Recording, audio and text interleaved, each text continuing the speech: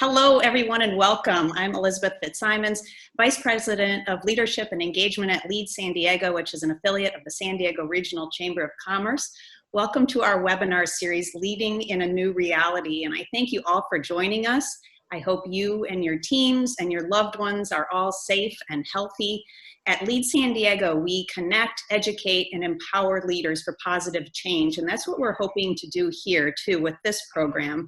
This webinar is our newest program, launched just a few weeks ago to help you navigate this new reality as leaders of teams and leaders of families. Today, we welcome our friends from the Downtown San Diego Partnership who helped us with today's topic and helped us promote it with their family. Our partner on this webinar series is the team at Jones, whose mission it is to develop leaders and human systems that counter oppression through diversity, inclusion, and organizational effectiveness. Last week, we talked about reconnecting to our strengths, how we can get back to those things that we're good at under these new circumstances, and how we can bring out the strengths of our teams and our families as well. And you can find that discussion in our earlier episodes on the Lead San Diego YouTube channel. Today we're talking about leading through crisis, because that's what we're all doing right now. We're facing uncertainty and dealing with our own fears and anxiety as we lead our teams and we lead our families. Many of whom are anxious and stressed with the new challenges at work, and that's layered over challenges at home with distance learning or job losses or insecurity in the family or friends or loved ones who have contracted the coronavirus. We have 3 seasoned leaders with us today who will share lessons learned during their careers and provide some tools for you to put into practice today. My colleague and lead program manager, Winn, is our Zoom host today. Hello, Kim. Hello. Kim will take your questions through the chat function, so please send them our way, and we'll try to get to as many as we can. We'll spend about 10 minutes in conversation with each of our guests, and then we'll take questions from all of you for about 20 minutes. This webinar is being recorded, and we'll post it to our YouTube channel afterwards for viewing later on. So I'm very pleased to introduce our guest today. Caroline Winn is Chief Operating Officer for San Diego Gas and Electric, one of Sempra Energy's regulated California utilities. Caroline has over 3 decades experience in the energy industry. As COO, she directs the operations of the utility's infrastructure assets, gas and electric distribution, and customer services. She serves on a number of boards in our community and is the Chamber's chair of the board and a 2002 graduate of Lead's Influence Program for senior executives. Welcome, Caroline. Thank you. It's good to be here today. Thank you. Ken Barnes is President and Chief Executive Officer of Options for All, a nonprofit creating unique programs that give individuals with intellectual and developmental disabilities more options for living their lives to the fullest. Prior to committing himself to the nonprofit space, Ken owned and operated a public affairs and business development firm specializing in issues management, strategic planning, and business turnaround services. Ken is also a graduate of Lead's Influence Program. Welcome, Ken Barnes. Thank you. Good to see you.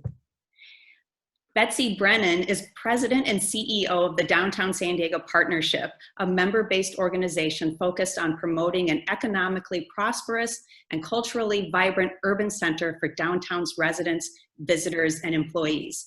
Betsy has served as Chief of Staff for then Council President Scott Peters and has held executive positions at Cal Poly San Luis Obispo and San Diego State University, among other organizations in her career. She serves on several local nonprofit boards, including on the Chamber's board, and she is also a graduate of Lead's Impact Program and Lead's Influence Program. Welcome, Betsy Brennan. Thank you all for being here. We're going to start with Caroline, who due to a very packed schedule today will need to leave us shortly. So everyone, please send us your questions now for Caroline, and we'll be sure to get a couple of those in. Caroline, as the implications of coronavirus, the spread of the virus started to become clear, what was your priority at SDG&E? What were your guiding principles? Well, thanks for the question and thanks for having me today. I know this is a challenging time for everyone, but I think what's great about this is the fact that you're still doing professional development and devoting time to the seminar is very impressive. So I just want to say first, on behalf of the entire Chamber Board of Directors, we want to thank you for your leadership in our communities and, the trust that you place in the Chamber. It's just been terrific. So thank you very much. What I would say at SDG&E, we had to really pivot very quickly. We've been working, a majority of the employees at SDG&E have been working from home since something like March 13th, so very early on. And we had never really tested our systems to the degree that 3,000 employees would be working from home and hitting the network all at the same time.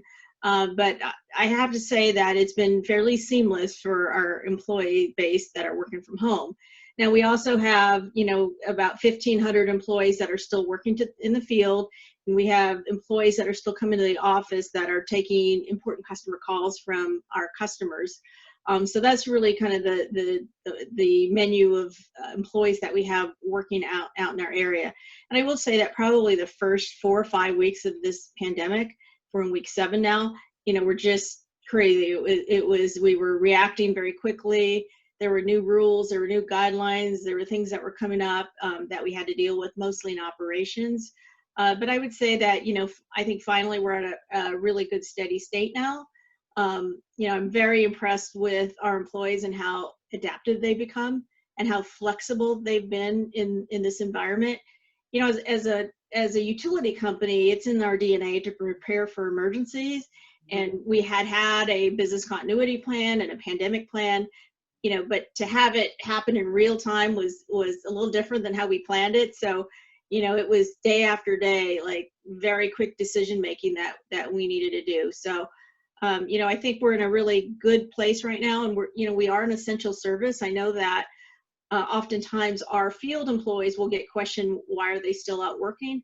Well, we've been designated a critical infrastructure company with essential workers, and we're still doing work that's really related to public safety.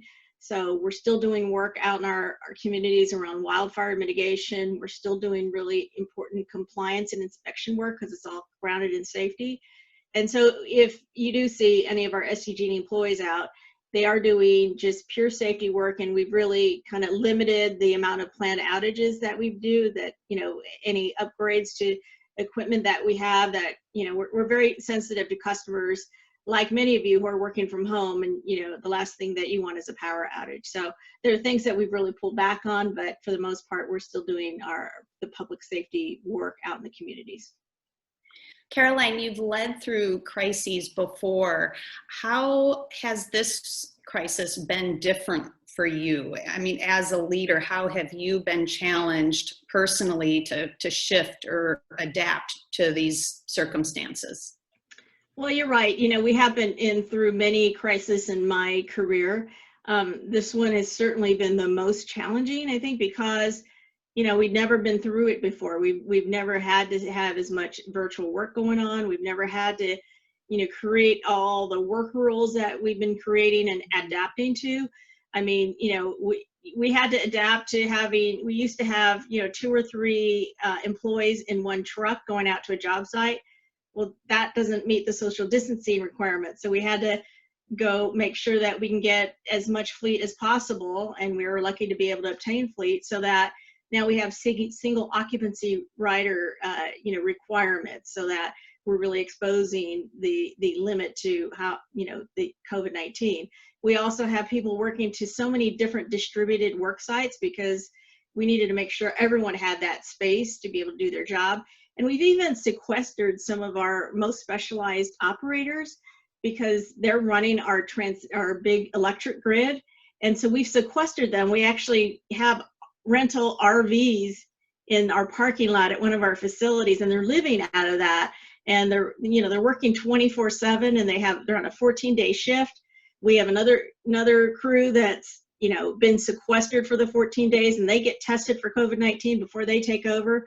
So these are things that we've never been faced with. We've talked about it, but we've never been faced with. So, I would say that it's challenging me because communication is probably the most important thing. What your employees want to hear from you is what's going on, right? So I have found, there's no way that I can over communicate. So I have multiple daily calls with teams and then individually, and doing a lot of virtual calls, because I think, it's a stronger connection when you can virtually see your employees. So it's really, caused me to be a different leader, because, you cannot communicate enough to employees. And so that's probably one thing that has come out of it. But also, I'm just proud of the employees, because they really have shown a great amount of adaptation and flexibility and creativeness in the way they're going about doing their jobs. Can you say a little bit more, Caroline, about the level of the communication and what you're sharing and what the tone of that communication is? Yeah, even sharing on the, employees that have been tested positive, right? And, I come from a view that we need to be open and transparent with our employees, and they want to know when an employee, has been tested positive. Obviously, we can't give out information about the employee, but, we need to be open and transparent. So, that's maybe an example. We also, do a lot of virtual meetings, even virtual coffee stops. So it's not just all about work. It's about how are they adapting? How are your family adapting? Anytime I start a conversation with an employee, it's not about work. It's about how are you doing? How's your family doing? How are you adapting? Because I think that this affects different people in different ways. There could be some people that get very anxious because they're hearing about what they hear and see in the news. There's some that maybe live on their own, by themselves, and there's a certain loneliness factor that we factor in. So I really have to make sure that, a good part of my conversation is about how are they doing and how their families are doing, and if there's anything that we could do to be helpful. And then check in about, how their work group is going. And I've really gotten to understand some of the challenges that they face by having these conversations. And that has allowed us to be able to adapt our policies. Like an example would be, employees are working from home, but maybe they didn't have the right chair or the right ergonomic mouse or the right keypad. So, we made some allowances for that. The last thing I want is someone to, have carpal tunnel because they're in unsafe work conditions. So it's things like that I think being an inquisitive leader at this time and really communicating with everybody is very important to how the organization adapts. And sometimes those small gestures can go so far, right? Those really listening for those things and those caring gestures. We have a question from Marcela Escobar Eck about communication. So I wanted to ask it of you now, Caroline. Is there too much communication, and what for employees, and is there a difference in the tone between internal and external communications? For me, I don't think there's a point of over communication. I think that, in times of stress and uncertainty, employees want to hear from you. And so I'm making videos at home. I'm reaching out, phone calls or through Skype or whatever, the virtual. I don't think there's a possibility to over communicate. I do think that as leaders that you have to be very empathetic to your employees and what they're going through, because I know there's employees that have young children that, can't get on their Zoom calls. They need help, or, in this virtual learning experience, right? Or some have very little kids. And so as leaders, I think we have to be very flexible with the work schedules. It might not be, the 7 to 5 or whatever. It might be that your employees have to do work, after the kids go to bed or whatever that looks like. I just think we have to be very empathetic to that in terms of, so it's really understanding your employees. And, we do a lot of pulse surveys to understand where our employees, are we over communicating? Are we under communicating? And that at least gives me an idea of where employees are at. So we've been able to kind of fine tune, I think, the communications network. And remind me the second part of the question, I'm sorry. It was about whether there's a difference in tone between external and internal communications. I think the tone's the same, and it's all around empathy, right? I know that there are customers, some of our customers and communities are hurting now. It's a super difficult time economically for lots of businesses, lots of our customers. And so we can be nothing but empathetic to understand how we can be helpful And so I think the tone is similar. We want to be open, transparent, and empathetic, right? Because we know that it's affecting our friends, family, neighbors, and so, you know, we want to be there to help everybody. That's great. Thank you, Caroline. I want to be respectful of your time. I know you have another appointment coming up, so I want to thank you for joining us and wish you well. Okay, thanks for having me. Thanks for everything that you're doing. Thank you, Caroline. Okay, Ken, we're going to transition over to you. Can you share with us, Ken, what's happening right now at Options for All and the steps that you're taking as CEO to lead through this crisis? And I just want to give the audience a little bit of context in that there's a special wrinkle here in that Ken was in his position only 5 weeks when all this began. So Ken, take it away. Yeah, they don't teach this one in business school. I was going through, I was like, I've been shortchanged 2 years of getting that MBA. They didn't talk about 5 weeks in and a pandemic breaks out and 400 of your staff members go home.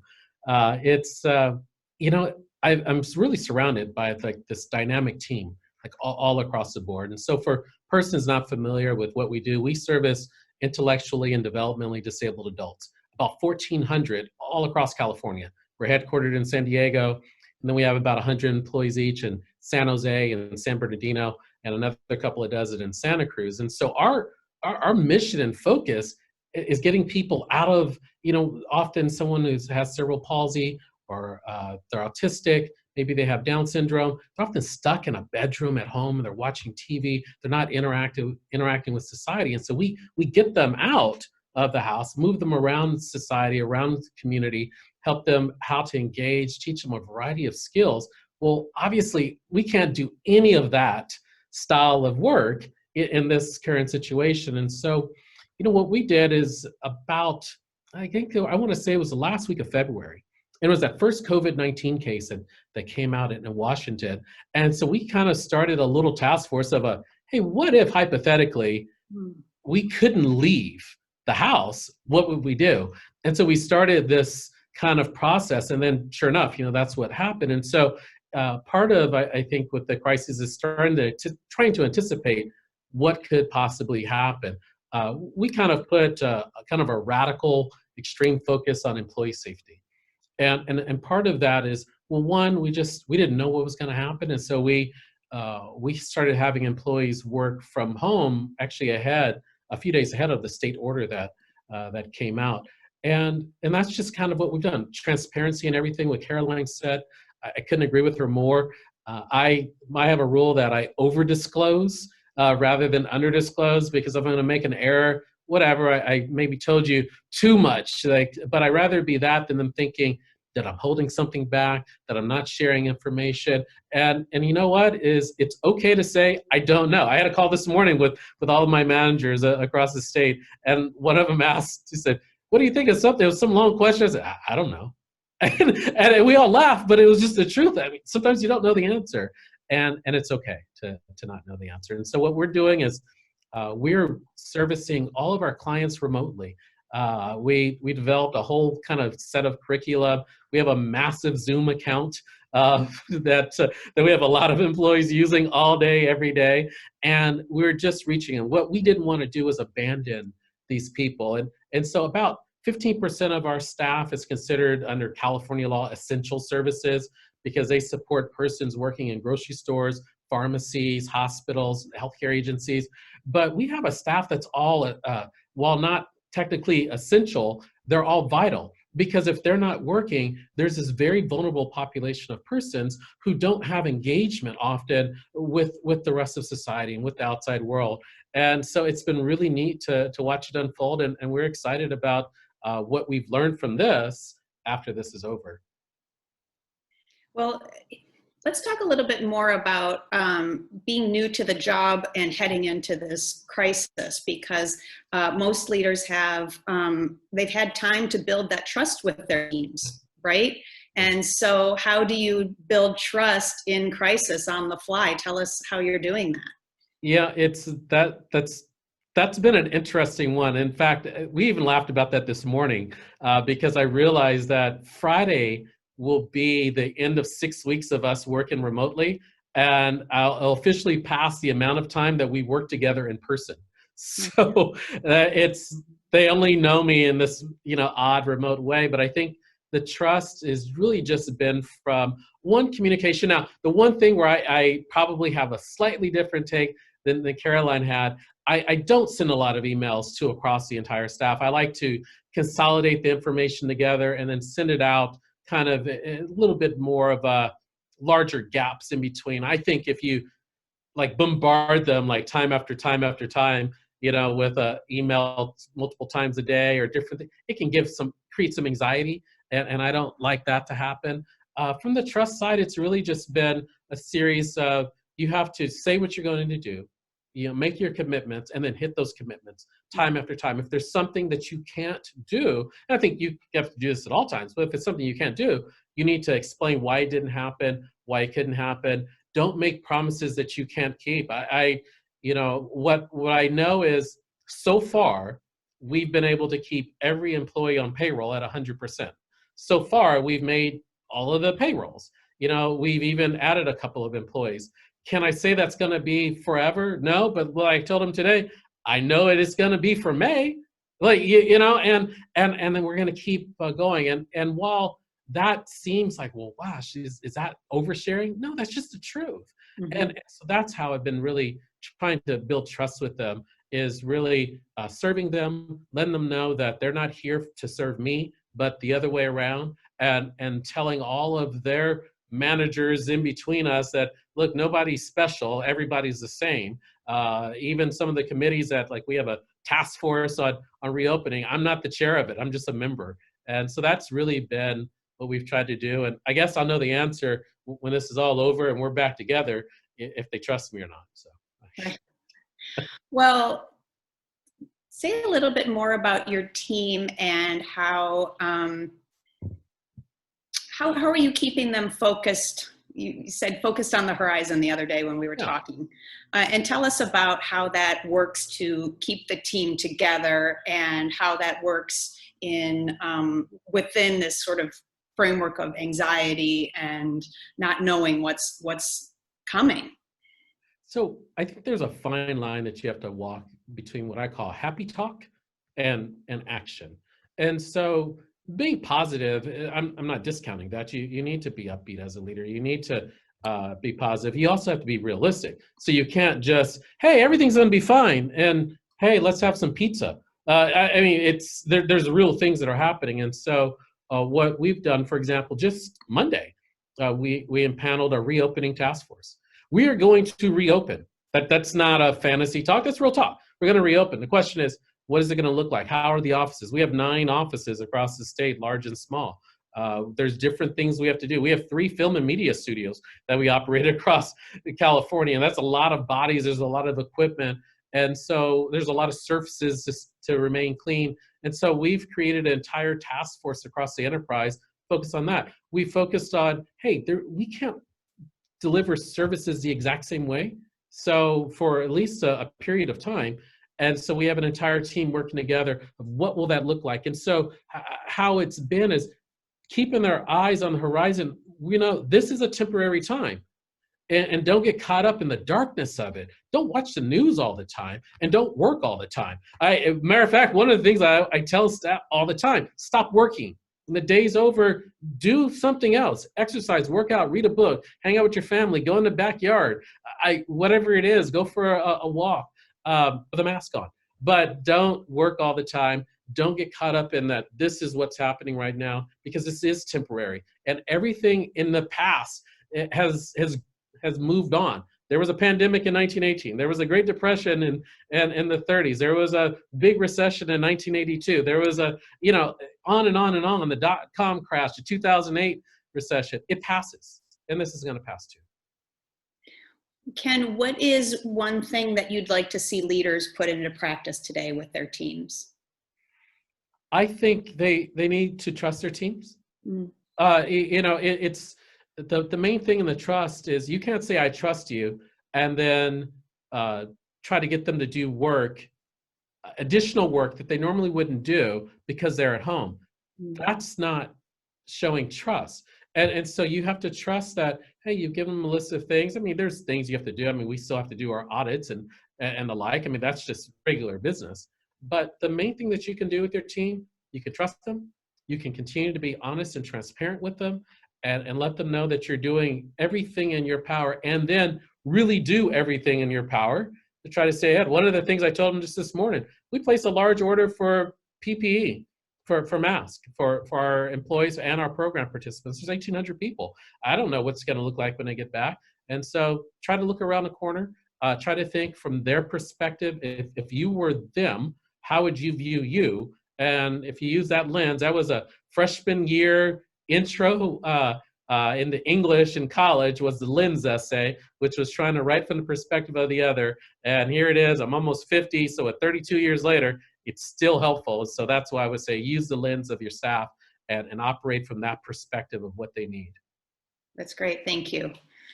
All right, we're gonna move over to Betsy, and then we'll take questions from our audience. How are things going, Betsy, at the Downtown Partnership? What are you and your team focusing on right now? We are busy at the Downtown Partnership. We are open. We have crews out on the streets of downtown San Diego 24 hours a day, 7 days a week, 300 blocks of downtown. So the health and wellness of our employees is paramount. We also want to have our organization be healthy. So we're constantly looking back at our mission of economic development and cultural vitality of downtown. And then we're looking at the needs of our members and the 12,000 property owners that pay into the assessment district to do the enhanced services downtown, and then our 300 members of our board and our membership, and also just the families and what's happening with both our employees and our members and their jobs and their home life, and just try to listen and be empathetic and take some action and move forward.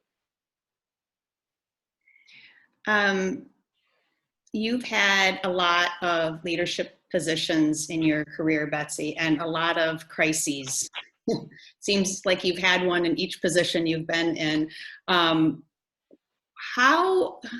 What are some of the common themes that come up when you think back on those crises, and how you and your team handled them, and how is this different?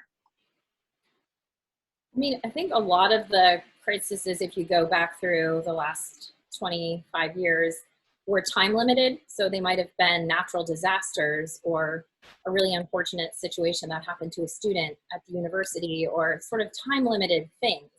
This is different because we're not quite sure as a whole world and country and state what the next steps are. And I think that adds to just a different level of uncertainty. We don't know when the schools are going to be reopening. We don't know a lot of things. So where can we focus our attention and focus forward and try to work in a collaborative manner to bring San Diego back and recover while still maintaining all the safety protocols and make sure the safety of our employees and our customers and our businesses are paramount. So that feels different to me. And how personally, how have you evolved as a leader managing a crisis? I think that over time, I've really tried to be a much more active listener. It's not necessarily in my nature or my training as an attorney. I sort of, grab onto something and go forward. But over the past 20 years, in particular, probably the last 3 years, I've tried to listen a lot more to the team. I have many, many team members, 120, in lots of different roles, and they all have really good ideas. So we try to solicit real feedback from the team. So like Ken said, or like Caroline said, we definitely do a lot of communication. Mine tends to be a little bit more regular and formal, sort of more towards Ken's point. So we'll do an email on a Friday, and we'll solicit input. So the reopening task force, which my COO is leading. So I'm not leading that, he is leading that. But we're getting a lot of good feedback. And if we hadn't asked the question, we wouldn't have thought of these things, because we have people that are working the night shift, and we have people that are on the homeless outreach team that are interacting with our unsheltered population, and they have so many great perspectives. So that regular and dependable communication where we give them as much fact as we can and then ask for some input on some topic. I also do videos on Mondays, just kind of more light and inspirational and sort of where we're focused for the week, and that's to the team.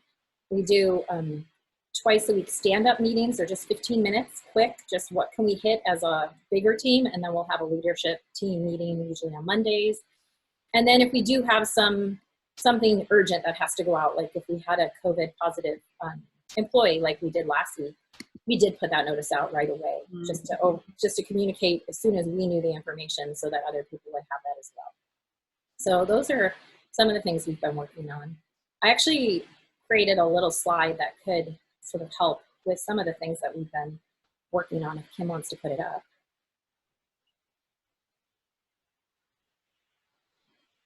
So we're trying to find ways to really get back to our culture and cultural vibrancy and inclusive team. And I think a lot of that active listening helps with our diversity and inclusivity initiatives that are really very instrumental and key to our team. And we also take time for casual interactions and happy hours. And then I make a big deal of putting my personal time on the calendar. And I've been doing that for about 2 years, but I'm still doing it because I found the first sort of 4 weeks of this crisis, I never left. I mean, I just was always sort of at my desk, even though, my home life, I do have children and a partner, and but I didn't really leave. And so for the last 2 weeks, I've been much more intentional about putting break times on my calendar. And I don't care if people can see what I'm doing. If I'm doing a cooking class with my kids, that's what I'm doing. And if they really need me, they can interrupt. So I think that's been really helpful because I need other people on my team to have that freedom and ability to take time for themselves, whatever that means for them.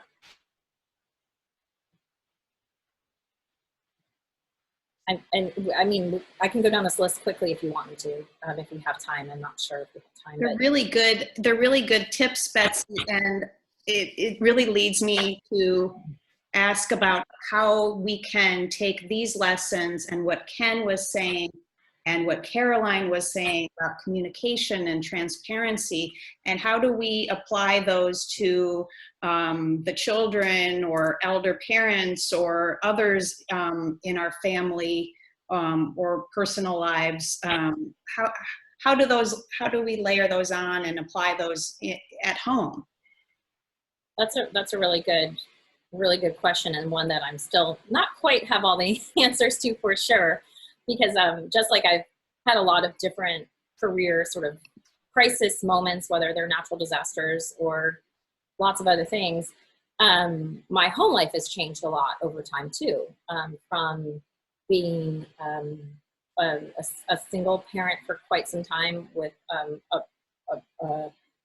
a father of the children that was very involved but worked out of town, so wasn't able to help for about 3 years, to now having a very supportive partner who is around a lot more, but also now having 5 children in the mix instead of 2, all between the ages of 10 and 14, has been an interesting endeavor for homeschooling and those kind of things. But some of these same things can really apply when you're talking about communication and over communication. I mean, we have so many times that there's just not enough communication between one of those 7 people, and then things go off the rails. So we are trying to be much more intentional about communicating in the house too, and also scheduling time to be together as a family. We're going to go see the bioluminescence at the coast today from the red tide later tonight in a very safe manner, but we're going to go do that. We've made that plan. People are looking forward to it.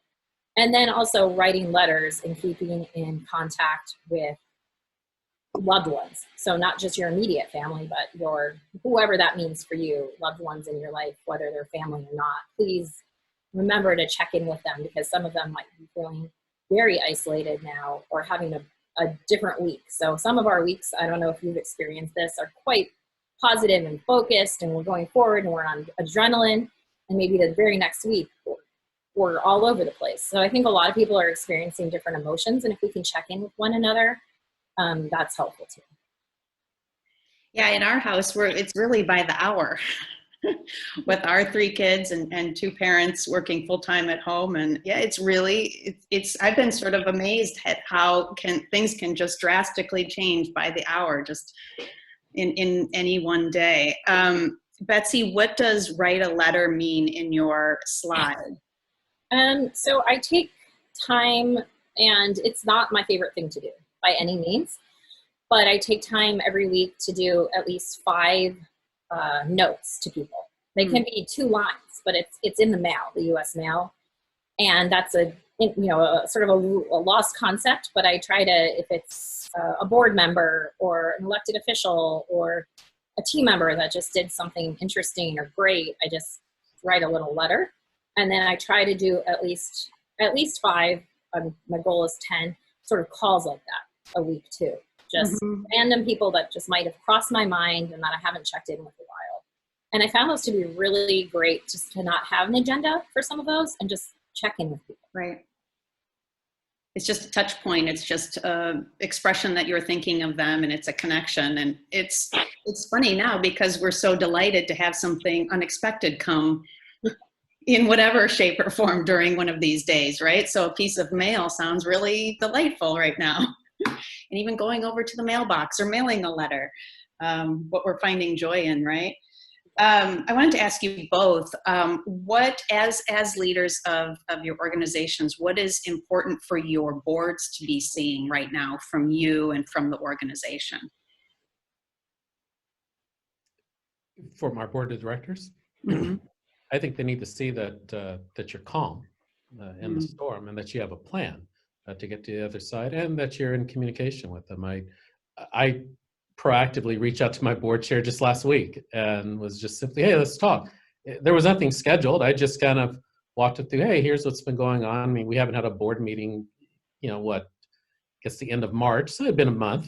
And it's just like, hey, here's the current status. I think it's just keep them engaged. I had a conversation with another board member today, and you just kind of, I don't think you need to wait to the next board meeting 3 months out or 2 months out or whenever you have your schedule. You have to keep them apprised because I guess I can relate to it because I was on the board of this organization for 3 years before I became the CEO. So it's maybe I have a little bit of a cheat in that I know what I would want to know. And so I just behave that way, and which is just keep me informed. I don't need to know everything blow by blow, but once a month, like, hey, what's going on? Is there anything that you need from me? That kind of thing. Right. How about you, Betsy? Our organization has a large board, and we lean on our officers. So 5 officers who are amazing. Our board chairs, James Lawson and Chanel Hawken, and a bunch of other folks that are just wonderful community servants serve on my board. So the 5 of them, we actually had been getting together twice a week all of April, and now we're meeting once a week. And we have a lot of budget things coming up, and we just approved our property business improvement district $10 million budget yesterday. So there was a lot of prep that needed to happen to make sure people understood what that budget was. But they've been great just to give guidance and feedback, and sort of they understand really well the governance roles and the role of a board. So it's been I've grown much closer to my officers and my executive committee than I was probably 6 months ago. That's wonderful. I would feel the same way about our lead board, especially our executive committee. They have really been so helpful and so engaged. And we started out with just the intention of just to always be, in communication with them, that we didn't want them to ever be asking for information or wondering what was going on, that we should always, be ahead of them and be pulling them in and letting them know what's going on before the thought occurred to them to ask. And they've been just wonderful, wonderfully supportive. So it's been a great experience and has really kind of gelled the board and the executive committee. There's a question here from Dr. Stephen Jones, and he's asking, what is one way Ken suggests leaders lead during the first part of a crisis that is different than when leading coming out of or getting on the other side of a crisis? I think in the front part of a crisis, you're really there's this long checklist that you're going through. is everybody safe? What are we going to do next? How do we organize? What's in the immediate future? What are the impacts right now? What are some of the impacts 2 weeks or 3 weeks? So I think initially it's very much right now, similar to what Betsy said, where it was like you're working around the clock, just nonstop, sleeping 4 or 5 hours, because it's very much just rapid. You're just going through, there's all these things that you're just trying to figure what's next, what's next, what's next. As that tapers, then I think the backside is what's next again, but it's what's next, how are we going to operate? How are we going to do this? What's going to be the role? Are there going to need to be any adjustments from budgetary perspective, from a staffing structure? Is it more people? Is it less people? What are the programs or products that we can offer that we couldn't offer before? So I think the backside is, hey, it's like I'm a cyclist, and so when you're cycling, if you're coming down a hill like really fast, you're like on your brakes. I kind of feel like at the front part of the crises, I was like, there's this ride, if anyone's done it, called Rosarito to Ensenada. It's like this 53-mile ride, and there's this hill called El Tigre, and on the back side of it, it's like this horrible climb for almost 2 kilometers up, and then on the backside, you're just like, oh my God, I'm going so fast. You're trying not to hit 35, 37 miles an hour on your bike. So and that's how I felt on the front part. I'm just like riding those brakes. And then I think the backside is you kind of come down, you're not going as fast. And now it's, hey, I'm out of this curve, and it's on this little crest. Hey, now what's next? And you start pedaling. And so that's what I kind of feel. I kind of feel that we're at the point now of, okay, let's start pedaling. Let's start, that slow kind of thing that's reopening. It's where the program's next, and now it's cycling time, because that part is what it is. I can't change a pandemic. I can't make a miracle cure. I can operate in it. Okay, now how do we operate in this current environment? Mm-hmm. Betsy, would you like to add anything to that? I mean, I think Ken really described it very well. I mean, now we're focused on the future, and but there's a lot of work to be done to get to that future, and it's hard work, and have an amazing team. I also would say that the collaboration with, people like the Chamber and LEAD and some of the peer groups I'm in some local peer groups, and then also I have a group of my counterparts from across the country and Canada that meet every Monday morning. Mm-hmm. And I found that to be so, so helpful, because there's a lot of things that many of us are struggling with or want to move forward. And maybe somebody from Toronto or Oklahoma City has a better idea than what we're sort of banging our head against the wall here. So I would just love to give a shout out to the Chamber and a lot of organizations in San Diego that are truly being amazing collaborators and giving us their remote work policies or whatever it is, so that we can get the ball rolling and move forward. There has been so much sharing, which is really great, because I think it's so easy, especially in the beginning. People were so freaked out and so scared, and you go into that kind of fear and scarcity mindset. But I think that there was like a real opening, and people were so willing to share and collaborate and help one another. I think it's really been wonderful. Betsy, we have a question here again from Marcella, and she was asking about sharing your thoughts on sharing your own personal struggles. Do you think that it helps staff to see you as real, or does it, is the showing that vulnerability scary to staff? That's a good question, Marcella. Hi, Marcella. But I tend to be that way. So on my weekly message last week, I mentioned that I was going to my therapist weekly, and then my kids and I were going to the therapist sometimes, and that's part of me. So I'm not afraid to mention those kind of things, because everybody has different struggles and things and perspectives, and it is part of me, and I can't deny it. So I try to actually embrace it and celebrate whatever makes us all tick. So I tend to even mention if I have, I wish I had been better at this presentation or that, but I don't think I do it in a blame way, like not blaming the team or me. It's more, how can I get better? how can we pivot as an organization? How can I pivot as a person and continually improve? So yeah, I'm very open with my personal life with my team. And do you have that openness too with your children and partner? Pretty much. I mean, definitely with my partner. With my children, it's a little different. I was just asking my son, he's in 6th grade. I said, so what happens to sex education today? And the other ones were all blushing, and he said, we have to do it online, Mom. So, I mean, we definitely have some things that are pretty open.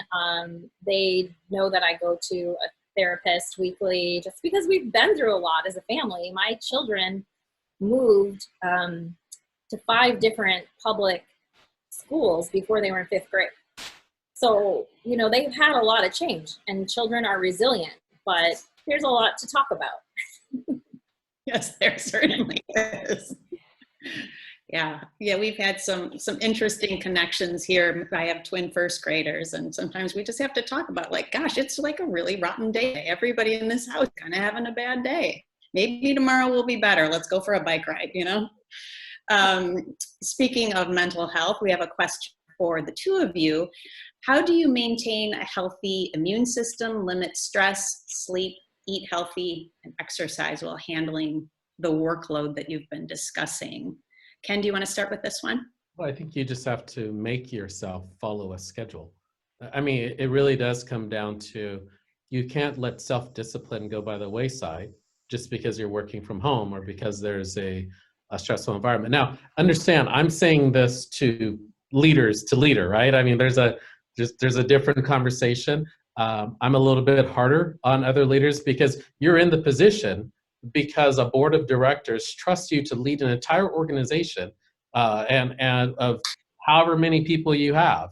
And part of that is you have to be personally responsible to do things. Now, do I get that right all the time? No, I get in trouble all the time. My wife, she's like, you have to go to bed. And, you know, and I know, like, I'm like 50, I shouldn't have to be told to go to bed, but I still do need that reminder sometimes. You know, it's, I would say that sometimes the exercise has been less consistent because the rhythm is different, right? Of what I can do, can't do, and that.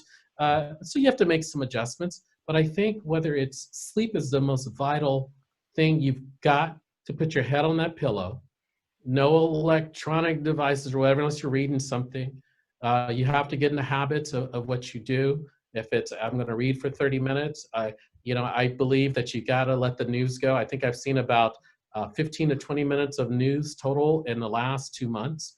And so you've got to control your personal environment. You have to eat properly. You have to cook food and just keep, for us, that's actually our stress reliever. So my wife and I cook a lot. Anyone who knows us, we do pretty elaborate cooking.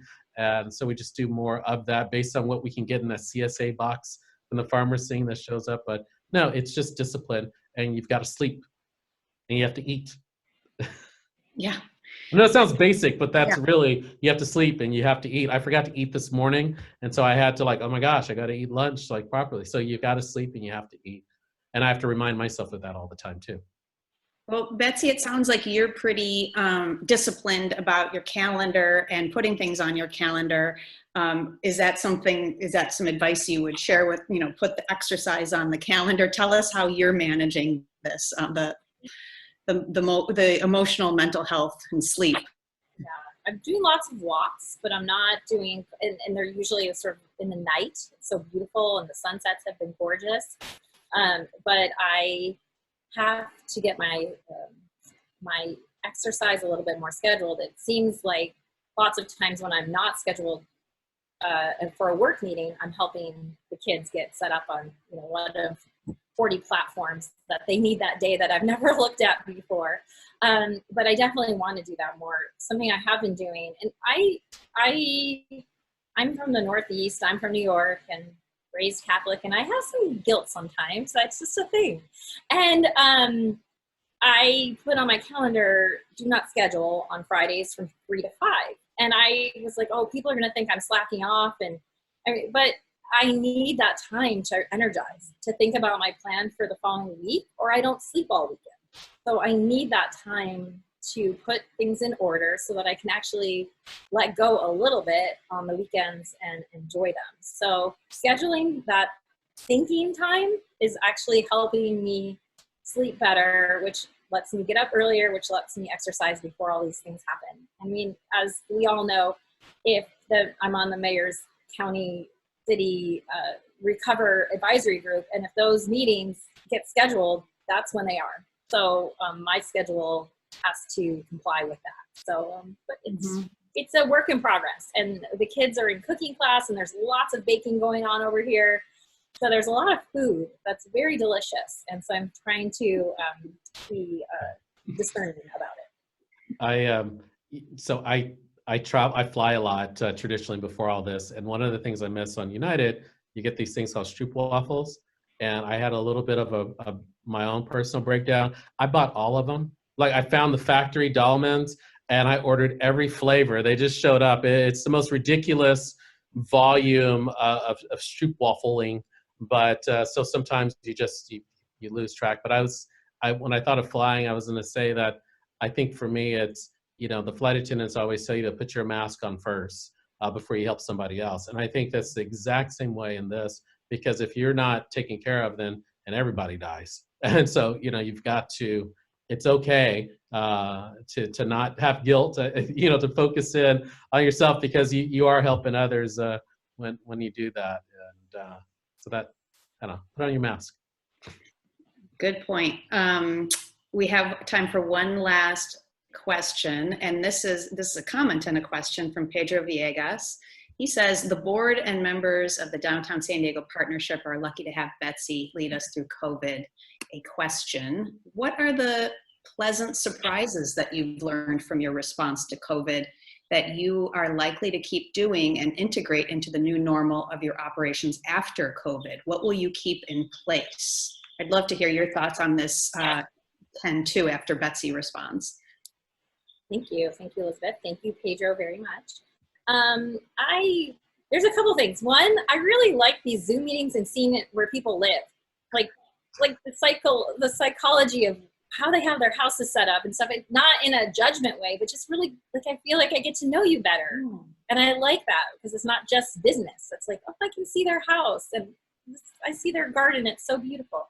And so I love that part. And I also like the flexibility of some of our board meetings. Like Pedro, yesterday, we had a banner attendance at our board meeting yesterday, probably somewhat because of the convenience of the Zoom. So there's ways that we can incorporate some of this technology into moving forward. And the fact that we can work remote, because, I think this is pretty much a lot of the world. It was, you're 40 hours at your desk, and that's how you were judged. And now we want to judge the outputs and what assignments or what projects were you given, and did you do those projects? Kind of what Caroline was talking about. Not everybody works a 9-to-5 life, and that's okay. So are there ways we can incorporate some more remote working aspects into how we operate as a society? I think we're going to have to anyway. For us, it's we're definitely, our entire focus is going to be about, we realize that we can service more people. Right now, we're limited to the persons that we can serve in person around our offices in these 3 regions. And what we've realized from this is, hey, you know what? We can service people anywhere in the entire state of California. And that's what we're going to focus on doing. And instead of just reaching 1,400 people, that we can reach thousands more. And that's going to be our focus going forward. That's wonderful to hear. The part of this time, just although it's been so difficult, there is so much innovation happening, and so much breaking apart of old norms and old practices and habits, right? And so much creation and invention happening. So I'm really looking forward to kind of seeing what develops on the other side of this. My thanks to both of you for joining us today. I hate to have to close, but it is time. Thank you both for your time and your wisdom. Next week, everyone, we're going to be focusing on mental health. It'll be a perfect follow-up to the last few minutes. Our guest will be Dr. Shanna Teal, and she's a talent and performance management consultant, executive coach, and facilitator of adult learning who works with the team at Jones. And our other guest is Dr. Ricky Shabazz, who is president of San Diego City College and who has spent his career focused on academic achievement, educational equity, and diversity. Again, thank you to our guests, and thank you all for joining us. And on behalf of Lead San Diego, I wish you all well, and I hope to see you next week. Thank you. Thank you. Thank Bye. you, Elizabeth. Thank you, Kim. Thanks.